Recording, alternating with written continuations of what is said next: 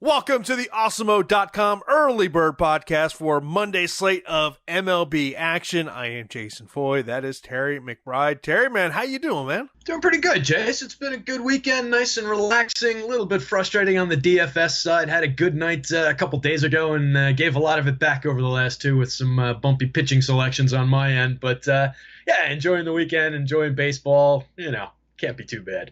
I guess when we talk about, some of the stories of the weekend as we head into this new week of baseball, is those top-end pitchers not working out the way we thought they would work out. Yeah, we saw Nola get beat up the other day. I had a very healthy share of him, kind of by mistake. I was my first time trying to crunch lineups, doing a live before lock at the same time, and I was telling EMAC yesterday I accidentally left him selected on a 50 lineup shot and locked him in by accident. So had more than I wanted, and he definitely underperformed. I think it was like a 9.9 on FanDuel. Similar day with Carrasco today. It was nice to see him not yield a bunch of walks, but just got hit around. They didn't see the game, so I'm not sure if they were quality hits or just little C&I kind of singles or what that got to him. But rough start for him. Had a lot of him today, so still getting there through the end of the slate. We'll see where things happen, but looking like a bit of a down day for yours truly. Yeah, I'm looking pretty good today. It's I've been more watching the basketball today more than anything else in terms of getting some stuff down around the house. But I guess the other big news story was Jose Abreu getting home runs in 4 consecutive at bats, 6 home runs this weekend against the Cubs, 2 on Friday, 3 on Saturday, another one here on Sunday. The 43rd time in MLB history a player has gone deep in 4 consecutive games. And, when you look at, obviously, when you hit 4 homers in 4 consecutive bats, it's going to make you one of the hottest hitters in baseball right now. When you look over the last 7 days, he is exactly the hottest hitter, batting 533, 7 homers, 15 RBIs. You're talking about nearly half of his hits have been home runs. That's not too bad, right? You get that out of a slugger in the middle of your lineup, and no wonder that lineup's really been going so well so far this season. So yeah, it makes sense. We've seen quality from him before. We know he's a top end star hitter, but I mean that's a heck of a run. I don't care who you are. So he saw what Aaron Judge did earlier this year and said, "Hold my beer." Yeah, Tim Anderson, the other guy in that White Sox lineup that's off to had a great week, 3 stolen bases, which that's always a bonus where you can get that. We can't all have Fernando Tatis up 6-0 stealing third base. Yeah.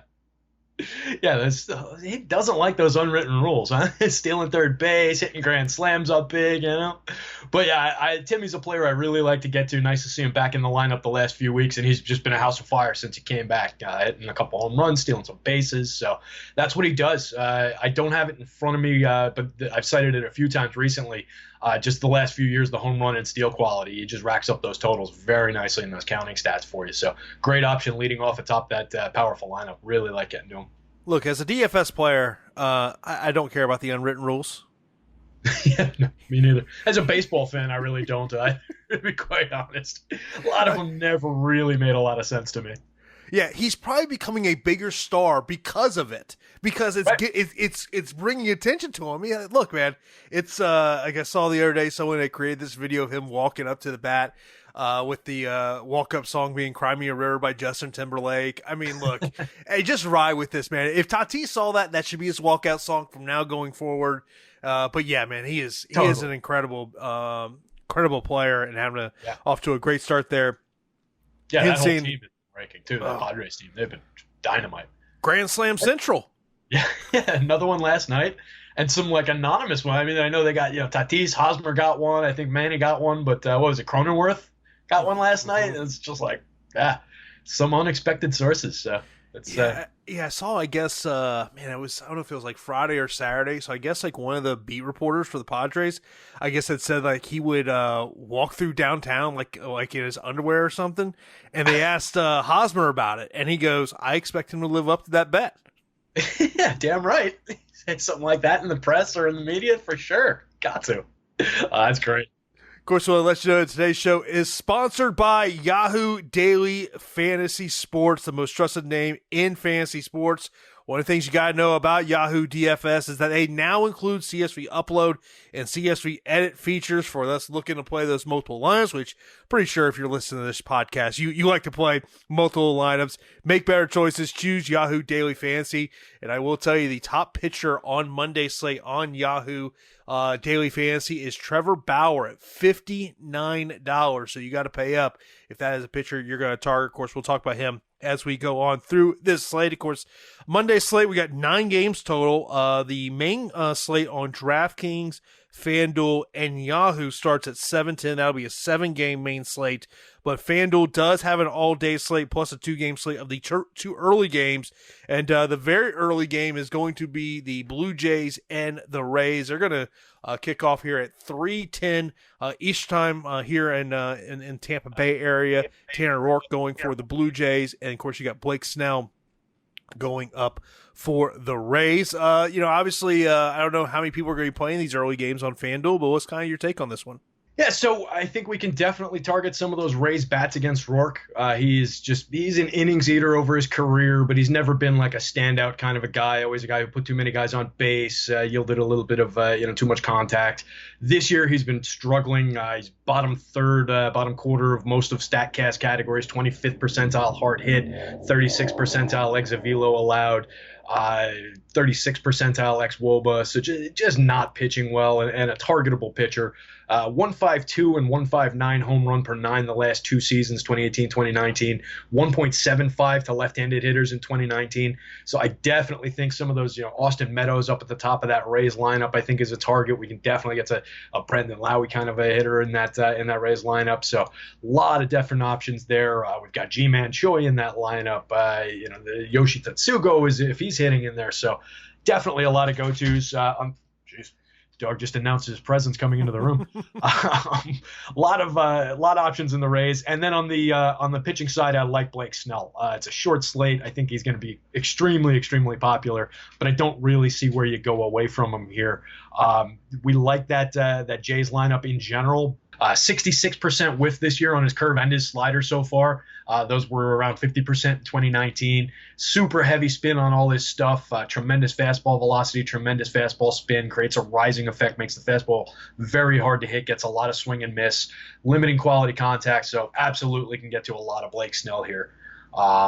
Jays bats, that would be limited for me. I can do it. I would keep an eye on the Snell ownership, and if he's going like crazy own, maybe you can build in some Jays stacks. If you're building a ton of lineups, you definitely want to do that, but for a 2-game slate, that's a little difficult to do. Yeah, just looking at the history of the Toronto Bats against Blake Snell, nothing really to that sticks off the table at you. Renell Gruchek has had 16 at-bats against him.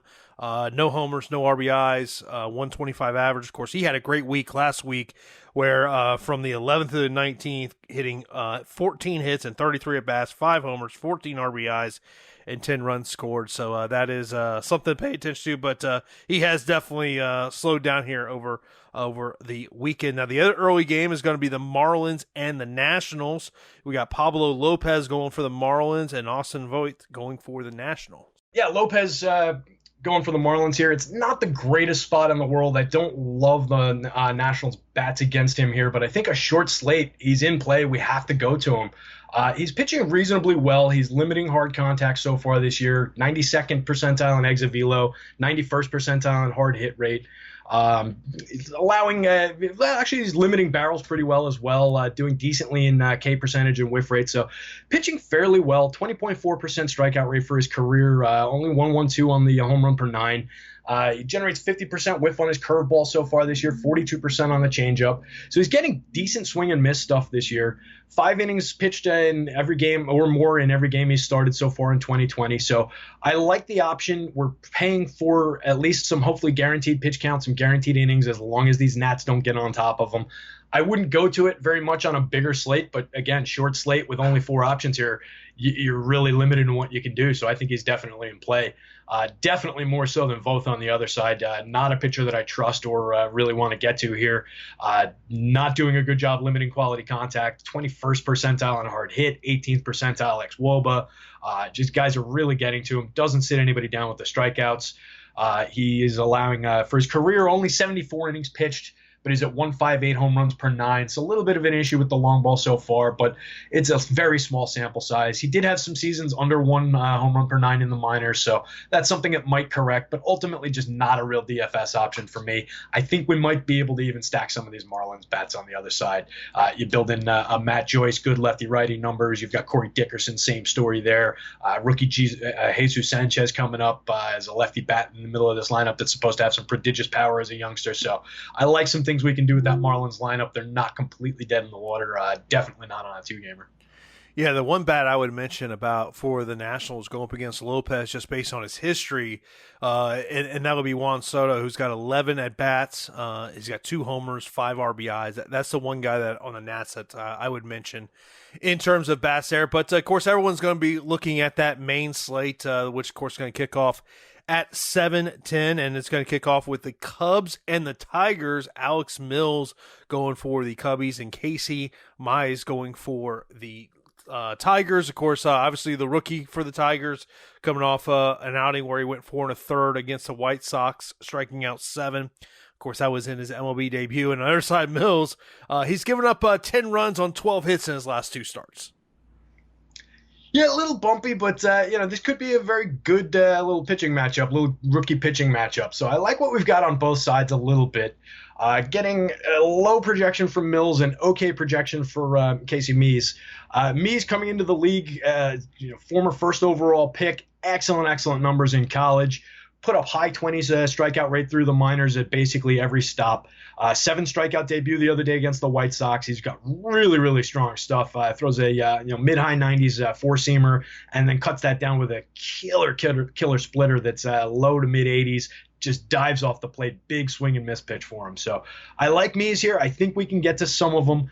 These Cubbies are a tough ask, though. I mean, it's a challenge for a young pitcher. So I would do it. I would temper my expectations and really limit the amount that I do it. But the price is definitely right. We've seen some wacky low-end pitching going off for some big scores. So I don't mind getting to it, even on FanDuel, where you can still get to some very inexpensive stacks. Mills on the other side has the better of the 2 matchups with this weak Tigers lineup in here. But you mentioned he's not been incredibly strong his last couple outings. Overall, I do like him. He's a kid that knows how to keep the ball in the yard pretty much. His limited exit velo, he's in the 98th percentile exit velo this year, 91st percentile on hard hit rate. Doesn't have a lot of swing and miss in his arsenal. Doesn't throw very hard, only a 90-mile-an-hour fastball. Throws 32% of the time he throws it as a sinker. Gets a ton of ground balls, very few strikeouts. So that's really what he's got to rely on. Keep the ball in the yard, keep it on the ground, and get out of this. I like him better as a limiter of the Tigers' offense here than I do as a big-time DFS option. He's got a 25.1% strikeout rate so far in his career, but that's illusory. That's not really who he is. It's based on some small sample numbers. So I think we can roll him out to some degree. 7,500 on FanDuel, not the greatest price. There's other guys in that tier that I like, but against this Tigers lineup, they're pretty inept, they're pretty weak, and he's gonna limit them. I think you can get to a little bit of them here, probably more on DK. I guess you got to mention with the Cubs, Chris Bryant going on IL on Saturday, retroactive to Wednesday of last week. We've now seen a couple of games of what the Cubbies are going to do here in terms of some of those Cub bats. I mean, obviously, Anthony Rizzo is going to be the bat that everyone's going to look at. Look at his DK price. He's 5,200. Contreras, 4,800. Baez, 4,600. Schwarber, 4,100. Is there a favorite bat on the Cubs for you? So I think I would probably, out of that group, pick Schwarber just based on his general power. But, I mean, he's going to be popular. Everybody's going to Schwarber, and everybody knows that. I love Rizzo and Baez also. That trio there just makes a killer little part of a stack, 3-man stack, whatever you want to do with it. Everybody's heard me talk a lot about Ian Happ up top. Sneaky power. Just really like the kid's bat. Strikes out a little bit too much, but, work in progress and just rakes since he's been back in the league full time. Want to get a little bit sneaky about things, you can look toward lefties like Jason Hayward and Jason Kipnis, the 2 Jasons late in this lineup. I like Kipnis working from the bottom of this lineup kind of as a wraparound option, and Hayward can provide some sneaky pop, some sneaky RBI opportunities, doesn't strike out too much, probably going to be hitting like 6-7 somewhere. And then we move on. We got the Twins and the Indians. Obviously when I know when me and you do these shows, we always talk about an Indian stack, and it's getting expensive to start stacking these Indians. Yeah, the prices are finally matching some of the talent. So I think somebody in Slack today called me out on it, and I think it might have been our pal Legalized in there. I think his comment was, every time I open one of Terry or Emacs articles, they're always talking about the Indians. Well, Legalized, that's not my damn fault. Everybody under owns them, and that's just what I'm reporting on there, pal. So yeah, that's it's another good spot there. Well, it's a tough spot actually going against Maeda, but I like this team. I like going to that the top of this offense again. On FanDuel, they're actually still what I would consider underpriced.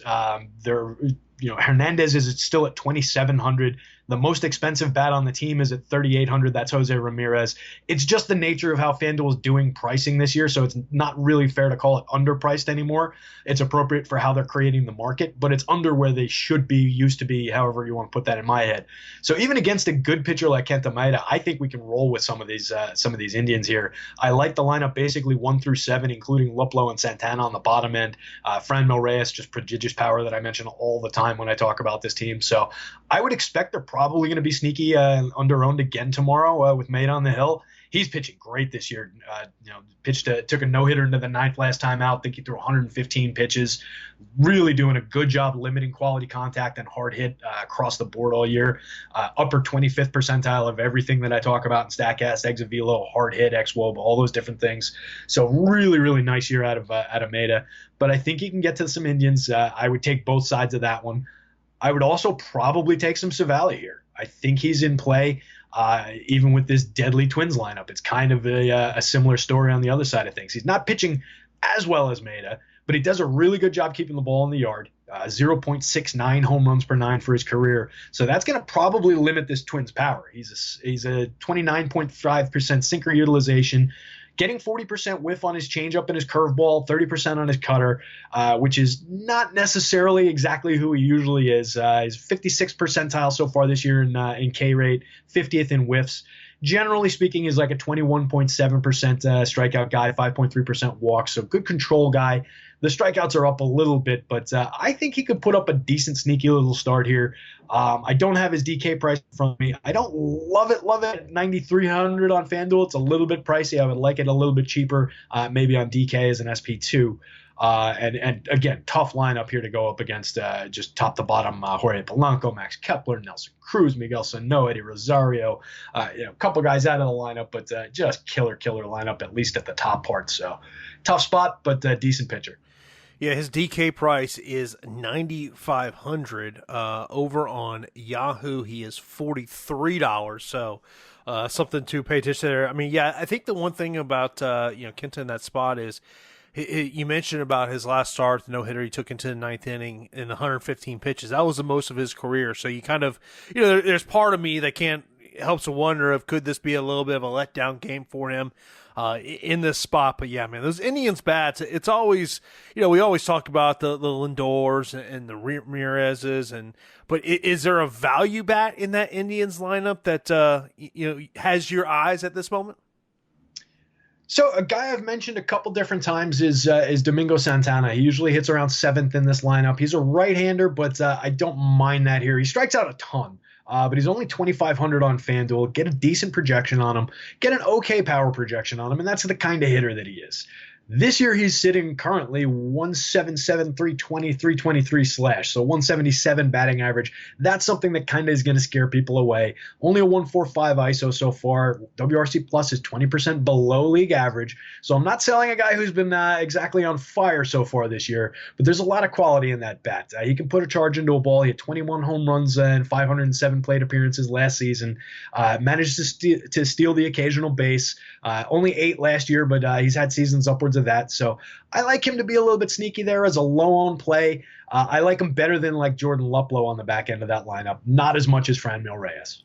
Now, of course, if you want to find out what the ownerships are going to be or what we're projecting them to be, you got to get an Awesemo Plus MLB Weekly Pass for $15.95. This gets you access to player projections, ownership projections, and that top pitchers tool. That is something that you definitely want to check out. I know, Terry, you're checking out those tools every single day. Obviously, the stack tool is one of my go-to tools of, okay, who's going to be that under-owned stacked, and you always, sometimes it is some of these teams that got those high salaries that could end up being, a low stack for you. Yeah, absolutely. We see that all the time. Good looking teams where it's just that they're so expensive that the pricing keeps people off them, and they end up with a higher probability of success than they have ownership. And that's exactly what we're looking for. I think that was the Dodgers, I want to say yesterday. It might have been the Cubbies. There was a team like that that's just a super spend up team. Looked really good in projections. Alex loved them. They were at the top of both sites in the stacks tool, and they were going like, I don't want to say half as owned as they should, but somewhere between half and like a third too much or too little ownership. So that's the kind of opportunity that I scan that thing for and I want to pounce on. And I love days with big slates because then you get that big grouping in the middle where there's a lot of teams not separated by much in terms of probability, but you can find some real ownership edges in there. And I like to look at that at the same time as I look at the individual player ownerships, because that's how you find edge within even the high owned stacks. So those tools are important to use together as well, rather than just considering one or the other. Even if a team ownership is high, sometimes you can look over to the stack tool, and we saw it. I forget who the catcher was the other day, but there was a catcher that was trending around like 40 some odd percent DraftKings ownership. And we saw that was creating a big bump in his team ownership where a bunch of the other quality bats in the team weren't actually that owned. So sometimes things can get sneaky that way. So you want to monitor both tools for sure. I'm sure that was Joey Bartz of the Giants. Sure. I'm pretty sure Friday that's who it was, because I think I remember it was Thursday or Friday when he was, I want to say 2,600, and he was like the third highest owned positional player. It was somebody. Yeah, you're probably right. It was somebody that was like that, like not a name that I was expecting, and when I saw it, I was like, oh, all right, now I get it. Sometimes that's one of those things I love about the ownership tool. It's just like you start to kind of see, okay, who is that low end player that everyone is targeting, and it ultimately leads me to say, okay, why are they targeting him? That's some of the great tools we have over at Awesemo.com. Go to Awesemo.com/join to sign up for the MLB Weekly Pass for $15.95. Now, of course, if you're listening to this show on YouTube, really would appreciate, hit that thumbs up button. If you're not subscribed to Awesemo, hit that subscribe button. Also, that notification bell lets you know when a new show has been posted or we are live on the channel. And, of course, if you're listening on Apple Podcasts, be sure to give us a 5-star review. We really do appreciate that. Next up, we got the Athletics and the Rangers. Lance Lynn, 8,900 on DK. What's your take on that salary? I like the sound of that. He's 9,800 on FanDuel. So flip those numbers around. So, yeah, I like it better on DK. Pitcher that I like, though, despite a bunch of good hitters in this A's lineup, a lot of right-handed bats, really only Matt Olson to worry about in terms of limiting lefty power anywhere. So just a pitcher, Lance Lynn has my trust for the most part. Pitcher that I think we can get to, pitching very well so far this year. For his career, he's 23.4% strikeout guy, 8.8% walks, totally fine there. 0.81 home run per 9, so limits the home run ball. 20% whiff on all his pitches this year, 33% on the curveball. Using his sinker 12.5% of the time, generate some good ground balls. Overall, that adds up. Add that in with his four-seamer usage, it's like a 71% fastball usage to go along with 20% cutter usage and a 7% on his curveball. But he's just getting a good amount of swing and miss, sitting guys down. 71st percentile in exit velo allowed, 55th in hard hit, but 86th percentile in ex-Woba. Just a really solid pitcher here. So I don't mind that at all. I think he could have a very nice game against this A's team. We know there are some strikeouts in the middle of this Athletics lineup. Some of those heavy hitters in this lineup strike out a fair amount of the time. So I think he can do a good job. I'll probably get to some A's stacks just to take out a little hedge against it. Not the greatest power numbers. They're usually 25% higher than what I'm getting on the power meter so far here. So he does it, again, he does a good job limiting that power. On the other side of this one, I think we can also roll out some Luzardo against this Rangers lineup. Ton of Ks in the Rangers lineup. We know Gallo gets to lefty pretty well. Shin-Soo probably not going to be in the lineup. Not sure if he's going to come back tomorrow, but takes another lefty bat off the top of it. But I really like his opportunity to strike out guys. He's a strikeout artist of a pitcher. He's a kid who's just come up, to temper expectations and, maybe don't roll it out like crazy. But we've seen the quality from this guy. 27% strikeout rate so far in limited sample size, 0.92 home run per 9, so keeping the ball in the yard. Through his minor league career, he was a high 20s, 28 to 30% strikeout rate, mid to low 2s FIP. Excellent prospect.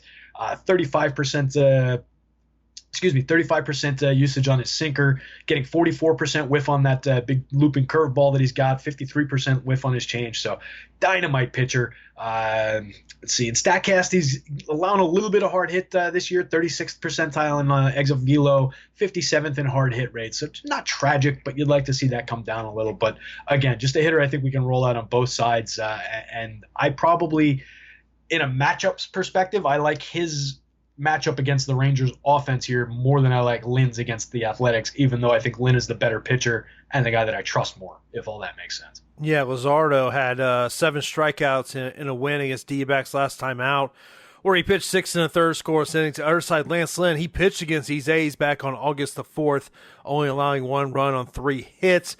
Did strike out 7, but did walk 3 in that game, something to note about. He's got a 2-1 record against the A's in 5 career starts, and should note on the Yahoo salaries that Lynn Luzardo, they are number 3 and the number 5 most expensive pitcher on Yahoo. Actually, Lynn's tied for second at $52, Luzardo at $45 on Yahoo. Interesting.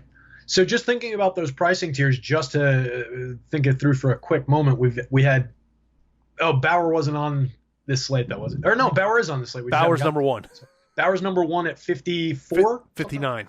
59. Then it's Mata at 52, Lynn 52, okay. Jack Flaherty 47, and Jesus Luzardo 45.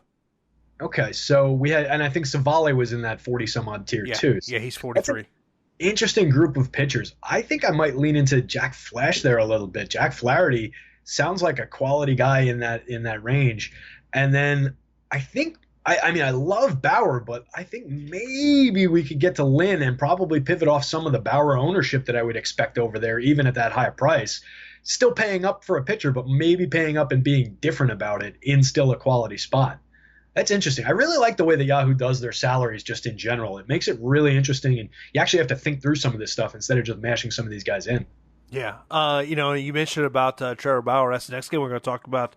The Reds and the Brewers, $12,000 for Trevor Bauer on DraftKings, most expensive, and then $10,200 over on DK. And then I mentioned $59 over on Yahoo, taking on Brett Anderson going for the Brew Crew. He is $6,000 on DraftKings, and as I pull up he is probably one of the lowest owned. As I pull up, there's the Reds game at. He is $6,600 on FanDuel. Yeah, so obviously I think Bauer is kind of a plug-and-play option regardless of who he's facing at this point. He's just absolutely dealing. He is having a dynamite season. Just looking at his StatCast, it's all the way in red, all the way to the right. If you don't know how meters work, left is bad, right is good. Red is good on this meter. That means great. So we're talking about 99th percentile in Woba, 83rd percentile in hard hit allowed, 72nd in exit velocity, 89th percentile barrels, 98th percentile K rate, 82nd in whiff rate, 100th percentile in fastball spin, 86th percentile in curveball spin. The guy's got electric stuff. Dynamite pitcher. Last 3 years, he's increased his K rate. It was 26.2% 3 years out, 30.8 in 2018, and 27.8 in 2019. 25.2% for his career. Dynamite pitcher, 45% whiff this year on his cutter and his slider, 30% on his curve. Stealing a little nugget from the blurbs from MLB.com just because I thought it was cool. He is now the 4th pitcher since 1900 to record at least 40 strikeouts with less than 10 hits allowed in a 4-start span. Wow. I thought that was pretty amazing. That's great. Yeah, I was just looking at his FanDuel numbers. His worst start of the year I should use that in quotation marks, was August 2nd against Detroit, where he only scored 52 points on FanDuel. He had 7 strikeouts in 7 innings pitched. His other games, he struck out 13, 12, and 9. He only has 2 earned runs on the year. He's going to be high owned. I mean, there's no question about it, and it's hard to, go, you know what? Yeah, I'm going to have a good amount of shares of him. Yeah, it's tricky, and the Brewers have a quality lineup. They're a team that I like to get to in a good amount when they're in a good matchup. 12,000 against them on FanDuel for Bauer. it's going to hopefully create some of that opportunity that we talked about just a minute ago where we're paying up to be different. Hopefully people see that and they lean into a 10K for Jack Flaherty, who I have projected right around the same number. Hopefully they see that and they lean into, well, that's a pitcher who's not on the slate, but I have these mixed in. But yeah, hopefully they see that. They lean into like a $9,800 Lance Lynn instead, and it creates some of that opportunity on Bauer on FanDuel on the one pitcher site. If it does, I think I can get to it because I think we've got so much savings in the bats over there that 12K, I'm not really sweating spending that on a pitcher. Yeah, I mean, I think we talk about this on all the shows here at Awesemo, is just roster construction. If you're going to put them in your FanDuel lineup, how are you constructing the rest of your roster? And and I think if on DraftKings, for instance, if he's your SP1, who you put in at SP2? Right, and that's where we get tricky, and that's where we want to start considering some of these other price tiers and really look at things in terms of tiers. All right, these three guys cost this much, these few guys cost this much, and it's kind of the same thing with the ownership. You triggered it in my mind before when you were mentioning ownership. Just tier those things out a little bit, guys. When you're looking at player ownership on these different teams, put the guys at the same positions together, same prices together, and just look where you can make some just easy changes. All right, this guy's going off at 25%. Well, why do we think he's going at 25%? Is it price driven or is it projection driven? Is it a quality spot or is he just popular for a narrative reason? Is there a sensible pivot that we're getting the same projection but a lot lower ownership to? So really digging deep into these tools and laying things out next to one another and seeing how they look across the entire spectrum of a slate is really the right way to do that. So yeah, I think that's a consideration. If you're paying up for Bauer, where you're going at SP2, does it make sense to drop down to a cheaper SP1 so that you can pay up a little bit at SP2? So definitely a consideration. I do not think that the answer to that question is Brett Anderson, though. I think I'm going to be building some red stacks here against Anderson. Of course, we can read your stacks there at Awesemo.com in the morning. You mentioned about Jack Flaherty. I guess here's my question for you. Are you concerned about what his pitch count's going to be? I am. And that would be the one thing with Jack Flash here. So we got to be really careful about maybe look for some info tomorrow. He's definitely got a probably too high innings projection in my model right now that I have to take down. Didn't do that before the show. But yeah, we only saw 41 pitches from him last time out. Still kind of getting stretched out. The Cardinals missed essentially 2 weeks of the season and restarted their season for the third time this year. So it's tricky. I think this is the first time since like the first or second day of the season that we've been able to even roster Flaherty on a main slate, just given all their absences, and then he's had a couple day games. So yeah, I'm concerned about that. But this is a pitcher that I really, really like. He's got excellent strikeout stuff, and could put up a decent game if we see just 60 pitches. You're going to be paying a lot for those 60 pitches, though. It's not one of those spots where we're only paying $6K or whatever it is for a young kid, and we're concerned about the pitch count. Here we're paying $10,000 for Jack Flaherty on FanDuel, and we don't know how many pitches he's going to throw against a reasonably good Royals lineup. There are strikeouts available, and I do think, like I said, that he can put up a good game. But if he's limited, he's only seeing the top of the lineup a couple times and then not seeing that back end where some of those strikeouts live. That concerns me a little bit. So tricky spot, something to keep an eye on during the day. Very curious to see where he ranks in the top starters tomorrow. Now, is Brad Kelleher one of those guys you're looking at as a potential SP2 on DraftKings? I think so. Keller's been excellent so far this year for the most part. He keeps the ball in the yard really, really well. He's a 0.61 home run per nine. It's a theme tonight. There's a lot of guys with really, really low home runs per nine. I think I'm going to see a lot of limited power in my home run model tonight. A lot of guys that throw heavy sinkers and induce a ton of ground balls. So far for his career, Keller's been over 50% ground ball, which is very good in every year of his career. I think he's at like 53% this year. I just for some reason rounded it down to 50% and put it as all through career on my notes. He's getting 40% whiff on his slider. Got very, very good stuff. So I think we could see a good game. He's not a big strikeout guy, which is the only real concern. But at his pricing, I think we can roll him out as an SP2. I think we can get away with him even limited deployment as an SP1 on FanDuel. This Cardinals lineup is one that I like against the right pitcher, but I don't necessarily know that this is the right pitcher to target. Again, he's going to keep the ball in the yard most likely, and some of these hitters are not the greatest when we're not just looking for that home run or the three true outcomes type of game. So I don't think it's going to be a big day to stack Cardinals, and it could be a day to get to some Brad Keller. Then we got the two more games left here on this slate. We've got the Angels and the Astros. Valdez going for the Astros and Sandoval going for the Angels. Yeah, Sandoval, finally a guy that we do see some home runs against, but it's only in 59 innings, so it's really not that fair to cite it. But since I haven't been able to talk too much about home runs, in his 59 innings, he's given up 11 of them, 5 to left-handed hitters, 6 to right-handed hitters. He's a lefty, and he's faced more right-handed hitters, obviously, but giving up some same-handed power there. So that's interesting to see. For his career, 22.0% strikeout, 9.8% walk, so allows too many walks, too many free base runners, 1.67 overall home run per nine. Again, very small sample.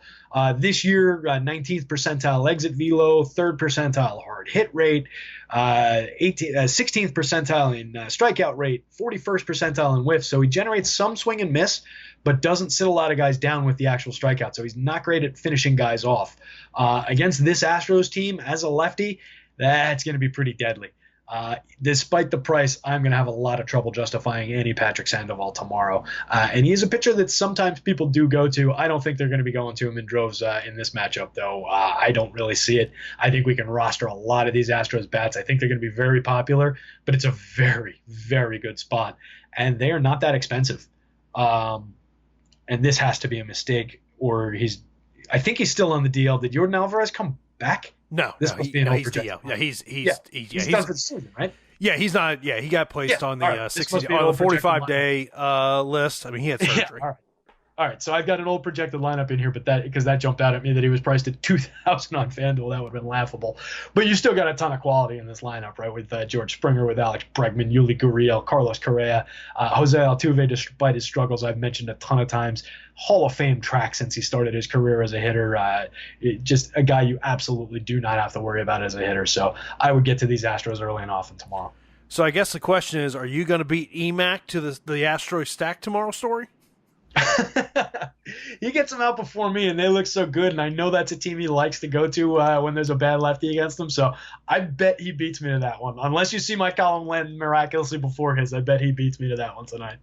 You look at the Angels, obviously they've got, two high-priced bats at the top of that lineup with Mike Trout and Anthony Rendon. Rendon's hitting the ball really well. Unfortunately, from a DFS perspective, he's only got 1 home run in his last week, 60 RBIs, but, he has gone several games where he's getting double digits in points. In terms of the Angels bats, what sticks out to you besides, obviously, those top 2 guys?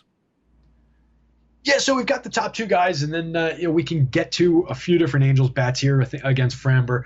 Framber's a pitcher in general that I think he's pretty good, but another guy does keep the ball in the yard, 0.84 home run per 9 over his 139 innings, 21.6 strikeout. What he does do is put a lot of guys on base via the walk. He throws his sinker 55% of the time, and it gets out of the zone sometimes. He puts guys on 12.4% over his career for a walks for 12.4% walk rate for his career. So way too many guys on via the free pass. And if you're doing that with guys like this in the lineup, David Fletcher, Tommy La Stella up at the top of the lineup are guys I mentioned, I think it was to EMAC the other day, that over the course of this season really have kind of earned my respect. They do a good job getting on base. Fletcher's at 374 on base percentage going into today. La Stella's at 359. So patient hitters getting on base atop this lineup in front of the Mike Trouts, the Anthony Rendones, the Shohei Ohtanis of the world is exactly what we want to see. You can build those guys into your stack with confidence that even though they don't really produce on their own a ton, La Stella does more than Fletcher does with his 193 ISO this year. But they're guys who set the table really, really well for those mashers. I don't worry about Anthony Rendon's lack of power in the slightest. He is still sitting, despite the lack of home runs, at a 256 ISO for this season, creating runs at an 80% above average clip. So don't sweat the lack of home runs. 34 last year and 646 plate appearances. They're in that bad. I'm not worried there. But definitely a lineup I like. And then you've got, if he's in the lineup, you've got a Albert Pujols, you've got a Joe Adell hitting late, you've got Castro or Stassi on the catcher end of things. Probably going to be Stassi against the lefty. So you can get sneaky with him over on DK as probably a low-owned catcher with a little bit of pop. No, not a ton, but strikes out a lot too much. But, yeah, definitely some bats I like in that Angels lineup. Again, a pitcher who does a good job of limiting the home run. So it might be just a day where we're playing for a lot of doubles type of baseball. It might not be the highest scoring hitting day. And then our final game of the night is going to be the Rockies and the D-backs. Merrell Kelly going for the Diamondbacks. He's at 8,700 on DK. Yeah, Kelly's a good pitcher. He's having a pretty good year. 23.2% strikeout so far this year over his 31 innings. 3.95 xFIP. Walking only 4% of hitters. So, pretty darn good at keeping guys off of base. Over his career, he's 20.7% strikeout. You'd like to see that come up a little bit, but does a reasonably good job not walking guys for his career, too. 6.9% walk, 1.43 home run per 9, so a little bit vulnerable to the home run, but again, nothing too terrible. Generating 37.8% whiff on his changeup, 28% on his curveball. You'd like to see the quality of contact numbers a little bit better. Currently sitting 50th percentile exit velo, 34th percentile in hard hit rate, 17th percentile in barrels allowed. So allowing a little bit too much quality contact, not getting as many strikeouts as you'd like to see. 31%, 31st percentile in whiff rate, 49th in K rate. So those could come up a little bit as well for him here. But ultimately, a pitcher that I do like, a guy that I think is in play against this Rockies lineup on the road, particularly is potentially a not sure if he's cheap enough. For some reason, the DK pricing didn't pop up in my model here. 8,600, I think we can get to him a little bit on FanDuel. Not sure if he's cheap enough on DK. Do you have his DK price to be an SP2? Merrell Kelly? Yeah. 8,700. 87. So, yeah, he's around the same price. So that's like a low-tier SP1 or a pay-up SP2. So a little bit tricky. But if we can find some discount stacks and you can double up on guys in that tier as your SP1 and your SP2, I don't hate that. So keep them in mind for something like that. On the other side of this one, Cassiani, I think, is going to be a fire away with Diamondbacks kind of a night. Not a pitcher really for me, even at cheap pricing, not getting a good projection on him. 19% strikeout rate for so far over his only 14 innings in the majors. That's around what he was in the minors, so he's not a big strikeout guy. 11.7% walk, 12.2% walk the last 2 seasons in AA and AAA baseball. So a guy who puts too many guys on base in the minors. Uses a sinker 17.9% of the time to try and induce some ground balls. 40% whiff on his slider, but overall just not that great, not that strong of a pitcher. Bottom 4th percentile in exit velo allowed, 4th percentile hard hit rate allowed, 26th percentile ex-Woba, only 30th percentile in K rate. So a guy that I think we can load up some of these snakes bats against here. There's a lot of bats we talk about a fair amount of the time. You get Cole Calhoun on the good side of his splits. You get both Martes here. I like Peralta as a lefty against a righty. Christian Walker and Eduardo Escobar, a lot of power in both of those bats. Tails off a little bit toward the end. Stephen Vogt could be a low-owned catcher play who can definitely get into a righty as a lefty if he's in the lineup. So different things you can do here. I like the Diamondbacks lineup. Rockies on the road. I'll get to a little bit of it against Kelly. If Kelly's drawing a bigger share of ownership than I expect, that's a team that I might look to get into more of those stacks just as a sneaky offset to that pitcher's ownership. So definitely a game that's going to be interesting for me tomorrow. Yeah, and if you want to look at Merrell Kelly on Yahoo as your second pitcher option, he is $38 on Yahoo. So that I like. That's interesting compared to some of those $40 guys like Savali. I like Merrell Kelly better at 38 there than I like Savali in the 40s for sure. So that's an interesting price. I would definitely poke around with him and then see what you can do with some of those interesting Yahoo one-offs that they create. Build your 2 stacks and then see if you can find a good one-off to create some salary space. Put in a guy like Kelly and then see if you can pay up to one of those $50 pitchers in the other spot. I think that's a solid construction. And that's always a key thing is, when you're playing on multiple platforms, look at the prices. There may be a guy you like on one that you don't like on the other. Yeah, definitely. And a lot of people fall into that trap. They'll listen to their podcast or show of choice. Hopefully it's the Early Bird and the Strategy Show and Live Before Lock, but we understand there are other sites. But there's a lot of groupthink, and then a lot of people get caught up in not even thinking on the same site from slate to slate what the pricing differences are, if there are, on an early slate versus a main slate. And then definitely site to site, there are huge pricing differences. Some of it is relative, like we see between DK and FanDuel, where there are just higher prices on DK. So you have to adjust your level set, but the relative pricing, there are still giant differences in some of those. And then you see what Yahoo does, and I think they have the most interesting, most dynamic pricing over there. So I think sharp players can really take some advantage over there. And I keep on saying it, I have to get more more Yahoo into my model, more Yahoo into my DFS life. I really got to start hammering that site because I really like what they're doing with pricing over there. Yeah, of course, they are the sponsor of this show, Yahoo Daily Fantasy Sports. Do want to let you know, for if you like to play NBA DFS, we've got a deal that expires tomorrow, the Mamba Special, where you can get an Awesemo Plus weekly pass for only $8.24 when you use the promo code Mamba at checkout. That is 50% off all the NBA DFS premium tools that we have, player projections, ownership projections, the boom bust tool, and so much more. This offer is valid through Mamba Day on Monday, August 24th. I will be hosting the NBA live before lock. Don't know as I'm doing the show exactly what time, but do expect that we will be on tomorrow at 12:30 p.m. Eastern Time. Of course, in the morning time, you've got the MLB Strategy Show. Then, of course, 6 p.m. Eastern Time on Monday night will be live before lock. So when you're looking for that last-minute advice, be sure to check out all the programming you have here over at Awesemo.com. Terry, before we get out of here, let everyone know what they can expect to see from you on Awesemo.com on Monday. So I'll have my quick hits and home runs column going up overnight as usual. It'll drop sometime between when I get off of this show and after I eat dinner and everything, and like midnight, 1 o'clock in the morning when I get it done.